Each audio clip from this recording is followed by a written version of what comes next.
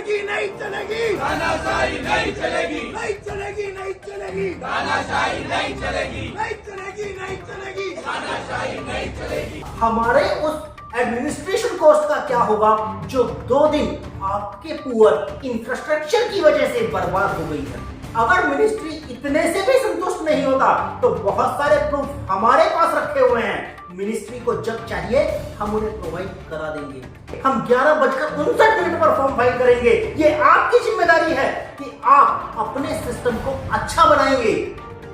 वो मेरा टाइम है 11:59, आपका टाइम 12 बजे के बाद शुरू होता है। नमस्कार दोस्तों, मैं आपका दोस्त हरीश गौड़ आपके सामने एक बार फिर से हाजिर हूं। दोस्तों, जैसा कि हम अपनी कल की वीडियो में भी चर्चा कर रहे थे कि कैसे मिनिस्ट्री ऑफ कॉर्पोरेट अफेयर्स ने अपने फॉर्म्स की लास्ट डेट को आगे नहीं बढ़ाया। उनकी वेबसाइट लास्ट डेट में काम नहीं कर रही थी। काफी लंबे समय से उनकी वेबसाइट पर ग्लिचेस देखने को मिल रहे थे। V2 पोर्टल से V3 पोर्टल पर उनके कुछ फॉर्म्स को शिफ्ट कर देना भी उनके इस पूरे प्रोसेस मैकेनिज्म में एक बहुत बड़ी बाधा थी और जिसकी वजह से प्रोफेशनल्स अपने फॉर्म फाइल नहीं कर पा रहे थे। बहुत सारे लोगों की लॉगिन ही नहीं बन पा रही थी। बहुत सारे दिन जो उन्होंने एक्टिवेट किए हैं अपने V3 पोर्टल पर, आज उनके स्टेटस, क्योंकि कल मेरे पास में बहुत सारे लोगों के रिप्लाई आए हैं इस वीडियो के बाद, और उन्होंने कहा है कि हमने V3 पोर्टल पर जो KYC कर दिए हैं DIR3 के, वो KYC अब कैंसिल दिखा रहा है, उन्हें भी अप्रूव नहीं दिखा रहा है। उसी तरीके से कुछ और भी शिकायतें उनके पोर्टल से आ रही हैं, जैसे फॉर्म 8 का उनके V3 पोर्टल पर ना मिलना। इसके साथ साथ ही और बहुत सारी चीजें हैं जो परेशानी में डाल रही हैं प्रोफेशनल्स को। तो कहीं ना कहीं ये उनके सिस्टम का फेलियर है जिसका ठीकरा वो प्रोफेशनल्स के सर पर फोड़ना चाहते हैं और बता रहे हैं कि हम ना सिर्फ आपसे पेनल्टी वसूल करेंगे बल्कि आपको ये बता देंगे कि आपको हमसे कोई भी शिकायत नहीं रखनी है। हमने कल उन्हें एक ट्वीट किया जिसके बदले में अभी तक उनका कोई भी जवाब नहीं आया है। जो कल वाली हमारी वीडियो है वो हमारे वीडियो के डिस्क्रिप्शन बॉक्स में आपको मिल जाएगी। अगर अभी तक आपने वो वीडियो नहीं देखी है तो उस वीडियो को भी आप देख लीजिए और हम लगातार आपके साथ रूबरू होते रहेंगे। और इसी तरीके से मिनिस्ट्री ऑफ कॉर्पोरेट अफेयर्स की और डिपार्टमेंट्स की जो ये हठधर्मी है, इसके खिलाफ अपनी आवाज उठाते रहेंगे। हम लोगों ने एक एसोसिएशन का गठन किया है, नाम रखा है एसोसिएशन ऑफ प्रोफेशनल्स, और उसका लिंक भी आपको इस वीडियो के डिस्क्रिप्शन बॉक्स में मिल जाएगा। तो आप वहां से जाकर हमारे साथ जुड़े, हमारी इस ताकत को और बढ़ाएं ताकि हम मिनिस्ट्री ऑफ कॉर्पोरेट अफेयर्स के सामने और वित्त मंत्री के सामने जाकर के अपनी बात रख सकें और बोल सकें कि कैसे प्रोफेशनल्स को परेशानियां हो रही हैं और किस तरीके से वो अपने फॉर्म्स को फाइल नहीं कर पा रहे हैं, जिसका ठीकरा भी आप हमारे ही सर पर फोड़ते हैं और व्यापारियों से पेनल्टी वसूल करते हैं। अगर आपके व्यापारी आप उन्हें सजग नहीं करेंगे, आप जब DIR3 KYC के थ्रू उनसे हर साल उनके ईमेल आईडी और फोन नंबर लेते हैं, तो क्या आप उन्हें मैसेज नहीं डालेंगे कि क्या लास्ट डेट है? हमारे ही प्रोफेशन के एक साथी CS दिलीप कुमार चौधरी ने एक रिट पिटीशन दायर की है मिनिस्ट्री ऑफ कॉर्पोरेट अफेयर्स के खिलाफ। 188 पेज के इस रिट पिटीशन में उन्होंने बहुत सारी बातों का जिक्र किया है, बहुत सारे स्क्रीनशॉट लगाए हैं, बहुत सारे प्रूफ भेजे हैं। अगर मिनिस्ट्री इतने से भी संतुष्ट नहीं होता तो बहुत सारे प्रूफ हमारे पास रखे हुए हैं। मिनिस्ट्री को जब चाहिए हम उन्हें प्रोवाइड करा देंगे। हमारी वीडियोस में देख लीजिएगा कि कैसे लास्ट डेट में आपकी वेबसाइट काम नहीं कर रही थी। लोगों के बहुत सारे स्क्रीनशॉट मेरे पास पहुंचे हैं, तो वो सारे स्क्रीनशॉट आप स्क्रीन पर देख भी रहे होंगे। कैसे इंटरनेट तो काम कर रहा है लेकिन आपकी वेबसाइट काम नहीं कर रही। तो आप बताएं साहब, कैसे आप पेनल्टी लगाने का हक रखते हैं? आप ये बताइए कि हम आप पर पेनल्टी क्यों ना लगाएं।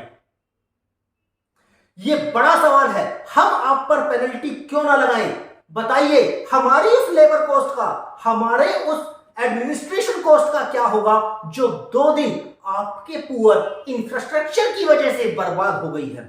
हमें उस कॉस्ट का खामियाजा चाहिए, हमें कंपनसेशन चाहिए उस कॉस्ट का जो हम 2-2 और 3-3 दिन लास्ट डेट में लग करके आपके यहां फॉर्म सबमिट करने के लिए बैठे रहते हैं। आप कहते हैं लास्ट डेट के रश में ना आइए, क्यों ना आए हम लास्ट डेट के रश में? हम लास्ट डेट को फॉर्म फाइल करेंगे, हम 11:59 पर फॉर्म फाइल करेंगे। ये आपकी जिम्मेदारी है कि आप अपने सिस्टम को अच्छा बनाएंगे। वो मेरा टाइम है 11:59, आपका टाइम 12 बजे के बाद शुरू होता है। आपका पेनल्टी लगाने का अधिकार उसके बाद है, उससे पहले का टाइम मेरा है और मैं अपने इस टाइम में कभी भी बैठकर फॉर्म फाइल करूं, इस बात के लिए आप मुझ पर उंगली नहीं उठाएंगे। बहुत सारे प्रोफेशनल्स मुझसे कह रहे हैं आप जिस तरीके से बात कर रहे हैं इस तरह तो इंस्टीट्यूट आपसे डिग्री वापस ले लेगा। तो क्या मुझे अपनी बात रखने का हक नहीं है? और इंस्टीट्यूट अगर मुझसे मेरे सही बात के लिए डिग्री वापस लेता है तो आए और आकर कहे ना कि मुझे आपसे डिग्री चाहिए क्योंकि आप प्रोफेशनल इंटीग्रिटी का गलत इस्तेमाल कर रहे हैं। क्या मैं प्रोफेशनल इंटीग्रिटी का गलत इस्तेमाल कर रहा हूं? नहीं, मैं अपने हक की बात कर रहा हूं और मैं अपने हक की बात करता रहूंगा और तब तक करता रहूंगा जब तक ये डिपार्टमेंट सुधर नहीं जाएंगे। ये डिपार्टमेंट इस बात को समझ ले कि अपनी नाकामयाबी का ठीकरा ये हमारे सर पर नहीं फोड़ सकते। बड़े चौड़े होकर बोलते हैं हमने 1,45,000 करोड़ रुपए का कलेक्शन कर लिया, हमने 1,50,000 करोड़ का कलेक्शन कर लिया। ये कलेक्शन आपको हम प्रोफेशनल कराते हैं। इस कलेक्शन में भागीदारी हम प्रोफेशनल निभाते हैं और उसके बाद में आप हमें ही आंखें दिखाते हैं। ये नहीं चलेगा साहब, ये ऐसे बिल्कुल भी नहीं चलेगा। इसको चलाने के लिए आपको हमारे साथ में भी ऐसा व्यवहार नहीं करना है। आपके ऑफिसर सब कुछ अच्छा करते हैं और हम सब कुछ खराब कर रहे हैं। आप हमें किस दृष्टि से देख रहे हैं? हमको लेबर थोड़ी ना है। ये आवाज ऐसे ही उठती रहेगी और ऐसे ही आपको हम बताते रहेंगे जब तक आप हम लोगों को सम्मान की दृष्टि से नहीं देखेंगे, जब तक आप हमारी बातें नहीं मानेंगे। आपको मानना पड़ेगा, आपको ये ड्यू डेट एक्सटेंड करनी होगी। ये जो आपके सिस्टम की ग्लिचेस हैं इन्हें सुधारना होगा। पहले अपने आप को सुधारिए, उसके बाद आप दूसरों पर पेनल्टी लगाने का अधिकार रखते हैं। हम आपसे मांग भी क्या रहे हैं? हम आपसे यह कह रहे हैं कि साहब आप अपने सिस्टम को सही कर लीजिए, हम टाइम पर आपके पास रिटर्न भरकर भेज देंगे। आपसे इतना भी नहीं हो रहा। आप ये समझिए कि हम प्रोफेशनल्स आपसे कोई नाजायज मांग नहीं कर रहे।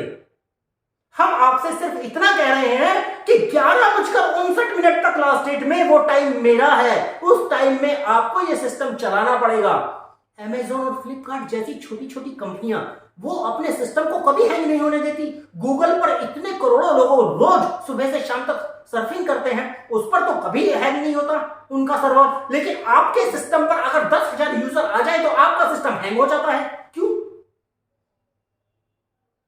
इतना ज्यादा वर्कलोड अगर है तो आप अपने सिस्टम को सुधारिए ना। आपको जब मालूम है कि हर साल प्रोफेशनल्स लास्ट डेट में ही काम करेंगे, जब आपको आपके देश का वर्क कल्चर मालूम है, तो उसके बावजूद भी आप अपने सिस्टम्स को लास्ट डेट के लिए तैयार क्यों नहीं रखते? आपको रखना पड़ेगा। और साहब अगर आप नहीं रखते तो पेनल्टी आप देंगे उन 2 दिनों की जिन 2 दिनों में सीए और सीएस प्रोफेशनल्स के ऑफिस में काम नहीं हो रहा। उनके स्टाफ खाली बैठ करके सिर्फ आपके पुअर इंफ्रास्ट्रक्चर पर अपना समय बर्बाद कर रहे हैं, तो उसकी पेनल्टी आपको देनी है, आपको भरपाई करनी है।